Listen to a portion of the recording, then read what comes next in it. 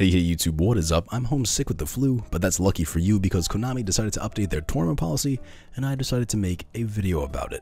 So, the tournament policy updated to version 2.0 as of April 3rd, and we've been waiting for this for a little while, and the predominant theory as to why we've been waiting is because apparently Konami of North America has to answer to Konami of Japan, have them approve the tournament policy before they make it public. I like this theory, it tends to make sense.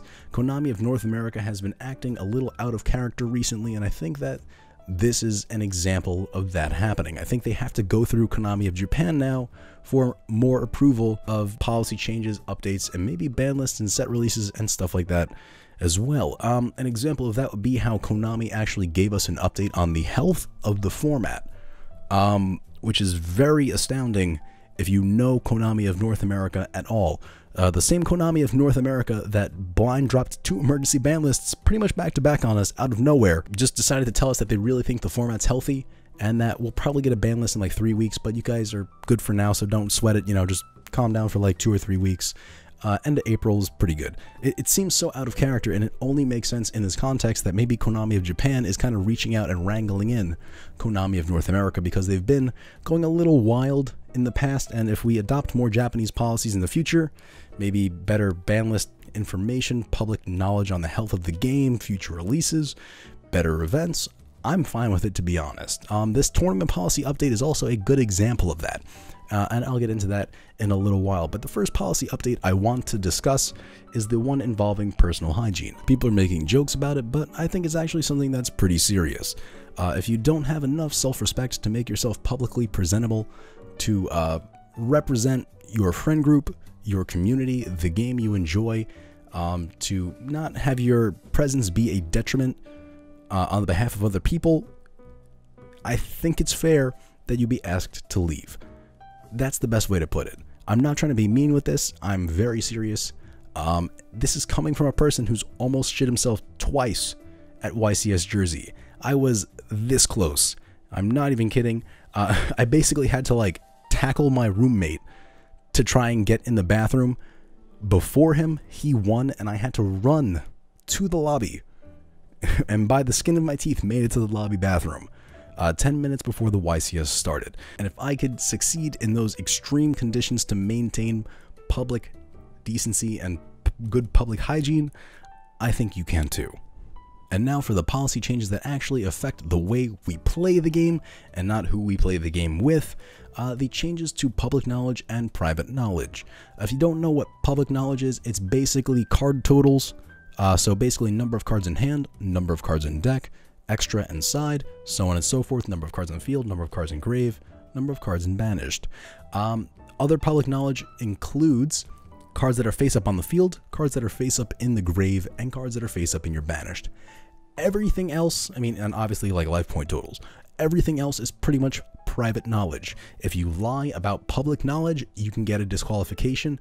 If you refuse to answer a question about public knowledge, you can get a disqualification. So they're taking it very, very seriously. The biggest change is what is considered private knowledge at this point. It is new, and it's a little bit more confusing, to be honest. This is basically Konami of North America stepping in line a little bit with the way the OCG plays, and I kind of like it. I understand what they're going for, but the TCG does have a little bit more of a different culture to it, and there is a bit more probably like cheating and lying and stuff like that, so I can see what the problems are going to be. But anyway, let's discuss the changes to private knowledge.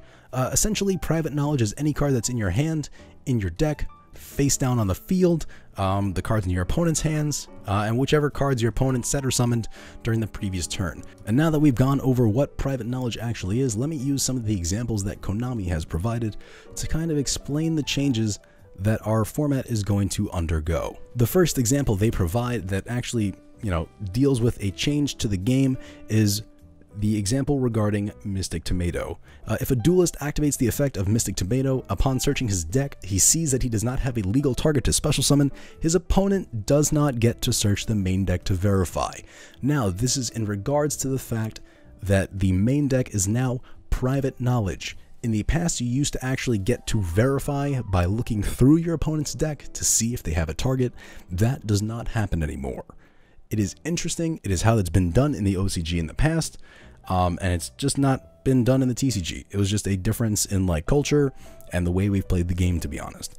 We're adopting the OCG style now, which is more private, but obviously this opens up the ability to cheat. If you're unsure as to how this opens up the ability to cheat, your opponent can't look at your deck because it's private knowledge.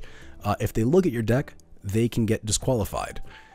Because of this, if you lie about the contents of your deck during a search, you can intentionally whiff it, and they have no way to cross-check you. I'm not too sure how this is going to affect the way we play, but with that being said, let's get on to the next and final example of how the game is changing for us. This example involves the card Mind Crush and deals with, in general, hand knowledge being private knowledge. Duelist A activates Mind Crush, declares Effect Veiler. Duelist B says she does not have Effect Veiler in her hand. Duelist A does not get to see Duelist B's hand to verify. This is big because you used to be able to see your entire hand of your opponent if you activated Mind Crush and called a card. I actually lost in the VIP area of the YCS because of this, because my opponent had a second Mind Crush. So he called Mind Crush on one card that he guessed correctly, and then I got another Mind Crush hit on me because he saw the other cards in my hand as a result. You used to be able to see your opponent's hand when you Mind Crush because it became public knowledge to prove that they weren't lying. This is another thing that is kind of a cultural difference between the OCG and the TCG, where I think the OCG players are a little bit more honest when it comes to this kind of stuff.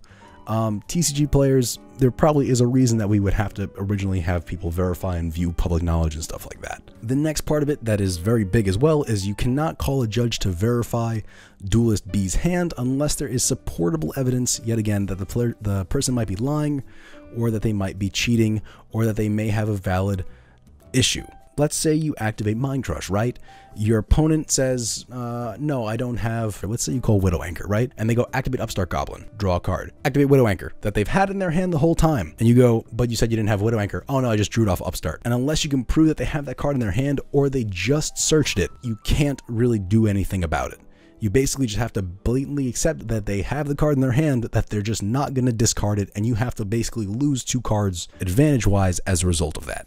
It's pretty weird, and I think the TCG players are going to abuse it early on. I think over time we might have a more respectable way of play where we're pretty honest, but if I don't have to discard a card because you can't look at my hand and you can't call a judge either, it literally specifically says you cannot call a judge, I'd be tempted to be honest. It brings up the question of how Mind Crush basically critically functions now. Because if I activate Engage and I search Widow Anchor, and I happen to have drawn the other Widow Anchor for turn before, so now I have 2 Widow Anchor in hand, and you activate Mind Crush at resolution of Engage, knowing I have Widow Anchor in hand, I only have to discard 1, because you know I only have 1. You don't know that I have 2. And then I can activate a card like Upstart Goblin or another Engage and draw 1 and say I drew Widow Anchor off of it, and you will be none the wiser to my lying. This brings up more so a question of like plausible deniability in Yu-Gi-Oh! So with that being said, guys, let me know what you think in the comments down below. I want to hear your opinion on these changes and how it's going to affect our game. I personally think it's just going to make Mind Crush see a lot less play. Some people might whiff some searches here and there that might let them keep a crucial card in their deck, maybe stop them from decking out later, something along those lines. We'll see how it goes, to be honest. I'm pretty interested to see how these rulings change our way of play, and hopefully we change to a more honest way of play rather than a little bit more lying-filled way of play, to be honest. But either way, thank you guys for watching. I hope you enjoyed. Don't forget to comment down below and click subscribe because it's free, it's fun, and I'll see you guys in the next one.